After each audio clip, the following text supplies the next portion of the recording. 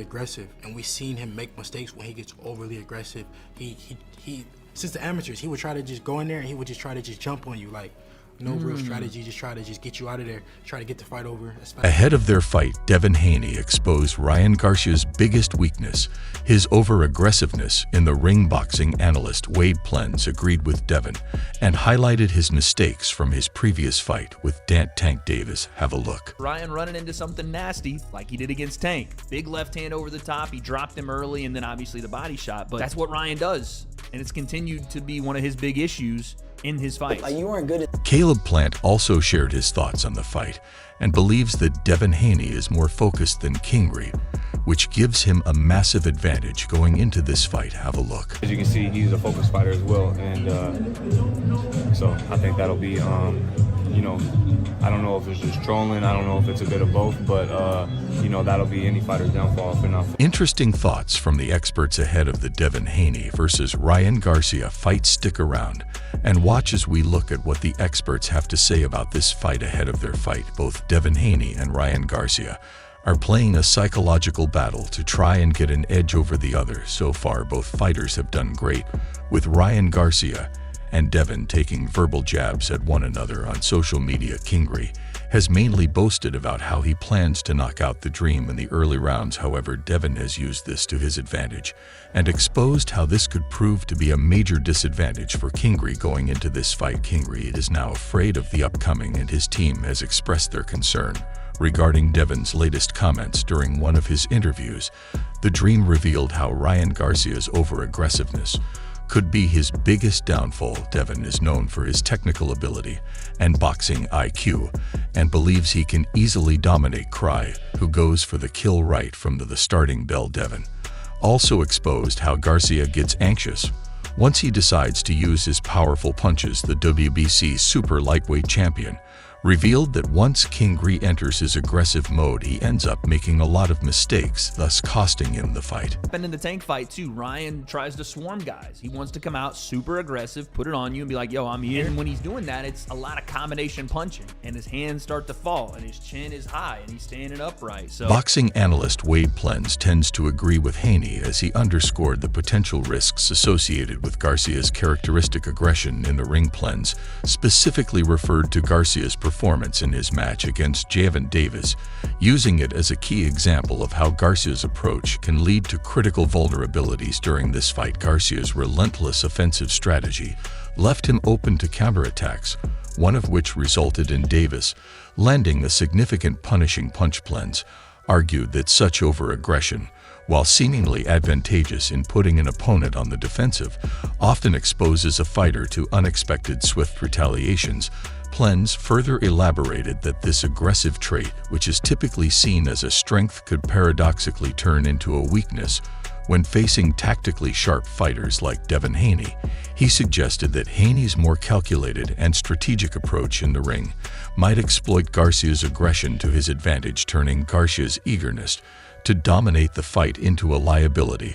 According to Plens, the key for Garcia against a fighter of Haney's caliber would be to balance his inherent aggressiveness with enhanced strategic considerations, thus avoiding the pitfalls of being overly aggressive and thereby mitigating the risks of being caught off guard by a well-timed counter-strike. Devin didn't stop with his psychological warfare, however, as he called this fight with Ryan Garcia a mismatch. The Dream said, "I think it's a mismatch. Ryan Garcia is a C-plus fighter with a big name. He has a name, but he's not on my level, not on the elite level. And I look to show that there are levels to this. And I'm a far better fighter, and me and Ryan shouldn't be in the ring. If he didn't have the name, then we wouldn't be sharing the ring." This is a massive statement from Devin as he tries to get into Kingery head ahead of their fight. He also exposed how Garcia has just one lethal weapon, the deadly left hook, while he comes prepared with an arsenal of punches and tactics to counter Kingery.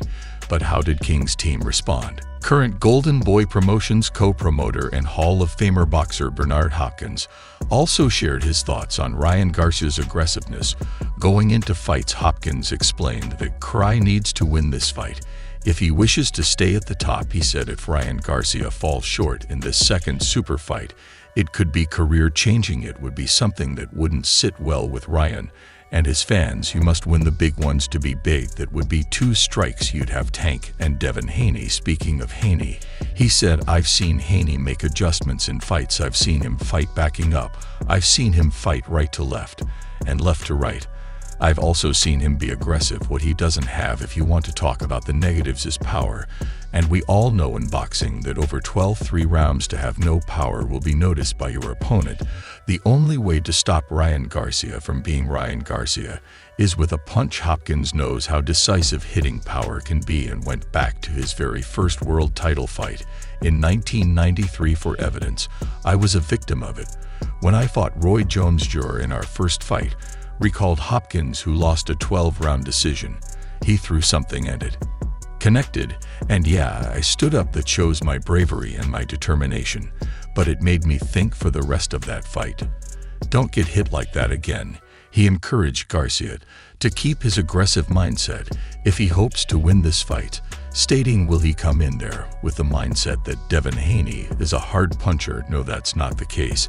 And I'm not saying he can run in there and keep his chin up high and all this nonsense. I'm saying look for Ryan Garcia to take more chances and be more aggressive. Boxing icon Shane Mosley also shared his thoughts on this fight, emphasizing that both fighters are intimately familiar with each other's styles and weaknesses, which makes the matchup particularly intriguing. Before all the speculation started, he was going to be an underdog. How comfortable I am that he will win this fight, and he'll win this fight, and it might be another one. However, pointed out that Devin Haney might have the edge due to his ability to outmaneuver and understand Garcia strategically. However, he also noted Garcia's significant power, particularly his strong left hook, which could potentially change the dynamics of the fight if it lands effectively. Mosley conveyed a sense of unpredictability in the outcome of their fight, acknowledging the possibility that Garcia could capitalize on any slip-up by Haney. Moreover, Mosley mentioned that Haney has been elevating his game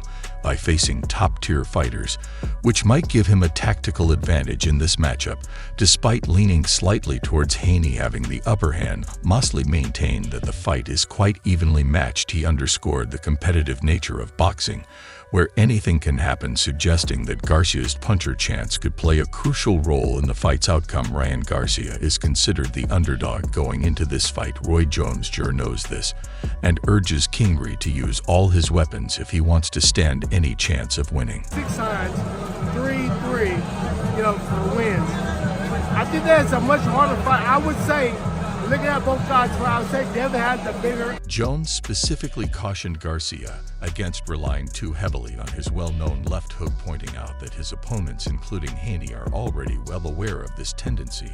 He stressed the need for Garcia to diversify his approach by developing and utilizing a broader range of techniques, such as improving his right hand and incorporating more body shots and jabs. This expansion of his arsenal, according to Jones, is crucial not only for this particular fight, but for Garcia's overall development as a boxer. Additionally, Jones discussed the matchup's complexity given the history and familiarity between Garcia and Haney from their previous amateur encounters.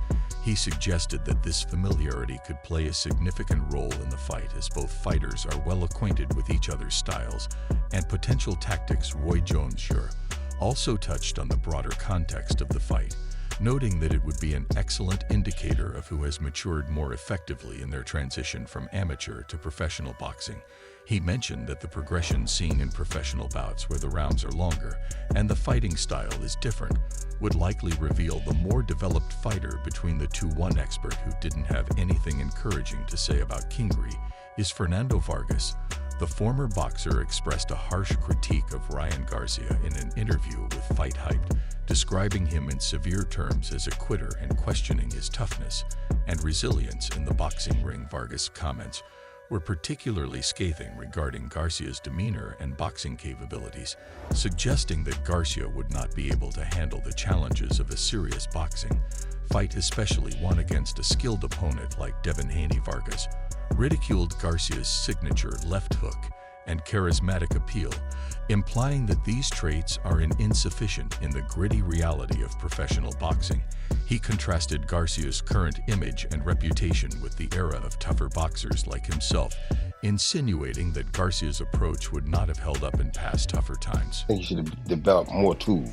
His right hand, his jab, his body shots. I think he should develop a few more weapons so that people ain't just looking for the left hook, they don't know where it's coming from. The discussion veered into a more personal territory when Vargas touched on comments Garcia allegedly made about his family, which seemed to fuel his disdain. Further, Vargas used these comments to illustrate his point about Garcia's character, essentially labeling him as someone who could not back up his words with actions in the ring.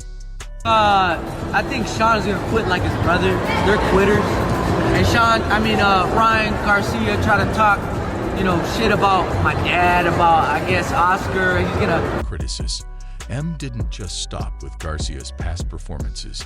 He extended his commentary into the future, openly doubting Garcia's ability to maintain his composure and determination in upcoming fights, particularly against Haney. He expressed a hope, albeit sarcastically, that Garcia would not quit in his future endeavors, reinforcing his skepticism about Garcia's fortitude as a fighter. As we get closer to this fight, the spotlight on Garcia intensifies. My brother's gonna fuck him up. No problem. I'm real talk, my brother's gonna fuck you up. Fuck you up. He gonna put you to sleep. My little brother gonna put him to sleep. Will he approach this fight? Will he be aggressive or use an approach? Devin is not familiar with the boxing world, eagerly awaits to see if Garcia can temper his fervor with the strategic discipline needed to overcome Haney's meticulousness. But what do you think? Will Ryan Garcia come prepared against Devin? Who will win this highly anticipated clash? Share your thoughts and predictions in the comments. That's it for today. Don't forget to like and subscribe to the channel. Turn on the bell for the latest notifications so that you never miss out on videos like this. Thanks for watching, and we'll see you in the next one.